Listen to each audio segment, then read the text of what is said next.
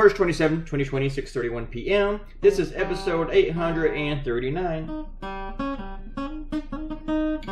And I was watching all the press conferences yesterday. I've been watching the ones by New York Governor Andrew Cuomo, and I still want to say Mario sometimes. And because that was his father who was governor, in case you guys are kids or you have bad memories, in case you're a Republican. And I've been watching the ones with Trump too. A lot of people tell me just turn those off because they are annoying and they're just bad, and they're very dangerous too with all the misinformation. But it's my job. I gotta watch this shit. But I think that they don't have to show the entire press conferences, especially when Trump's talking. They can come back to the crazy ass highlights later, but it's just very damaging. I mean, when people think that chloride is going to cure coronavirus because Donald Trump said something stupid, I mean, it's just very dangerous. I mean, people have died because of that shit. So, but they signed a big bill today, and now every Republican in the country is now a socialist. We are about to turn into Venezuela. It's not socialism because it's going to the people who need it, to people who work for a living. It's not socialism when I need it. I've actually heard that argument. But the big thing is, and Donald Trump has finally activated the Defense Production Act and compelling General Motors to make ventilators, which the governors have been asking him to do for like 2 weeks now. And Trump's been lying about the ventilators and shit, just lying his ass off bad about it. And Donald Trump, who has lied about so much when he mentions that people don't need as many ventilators as they're asking for, you know you can't trust him because he's Donald Trump and he lies. We're in a national crisis and he can't stop lying. He lies to cover his hurt little feelings. But right now, because of this whole thing where there are not enough ventilators or other medical supplies, the states have to bid, and auction against each other. Not really auction, but against other companies, including against FEMA.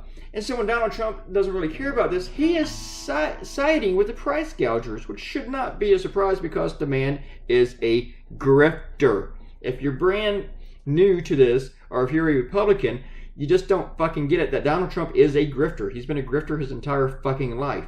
And he doesn't care. The only reason that he signed the act today, or activated it, is because he got enough pressure from Republicans. And people are believing Andrew Cuomo, I almost said Mario, and they're not believing him. You know why they're not believing him? Because he's Donald fucking Trump, and he's a liar. Everything he says is a lie. Let's go to comments. I did enjoy drawing this, though. It was a lot of fun. It was hard to place somebody in there. I got started a little bit later than I wanted to. I woke up about 4 a.m. when I started this. All right, comment time. Arrow says how she handles the misinformation. She listens to Dr. Fauci and her state's governor. Hasn't watched a single Trump press briefing yet. You tell me to wash my hands, I'd start questioning its validity too. That's something I said in the last video. And Arrow said that she'd liked the poodle best in the last cartoon. But I ruined it for her when I mentioned I had Rand Paul's haircut. This animal cruelty dude, laughing emoji. I think anytime people do those haircuts on poodles, it's like animal cruelty. I mean, does the dog know how stupid it looks? I mean, some of them do, I think. TJ says Republicans are dependent on old folks for votes. They don't want them to die. Except they do want them to die. They are dependent on them for votes, especially the old white people. Be specific there, TJ. But, yeah, they think that they can stand to lose enough, they get the economy going. What Donald Trump's advocating for, like reopening the country by Easter, is going to kill a lot of very old people, and then you have Republicans saying, hey, we should be able to sacrifice old people for our economy. So you say that they don't want them to die. I'm sure they don't want them to die, but they don't care if they do. They're willing to kill them off, to save their re-election. Robert Coutinho likes the little brown dog the most. He looks really spooked. And Robert Coutinho says Republicans have wanted to kill us from the beginning. It is a lesson that I learned from reading Ayn Rand's book, and that upset TJ. I don't know. I don't know which side I've taken that, because I haven't read her books.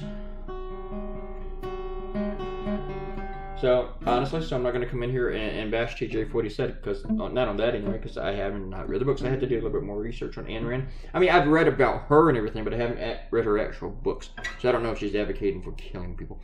I don't think she does, though, so maybe TJ might be right, but maybe she does want them to happen. I don't know. Anyway, click the red button, subscribe, and leave a comment, and I will say your name. Goodbye.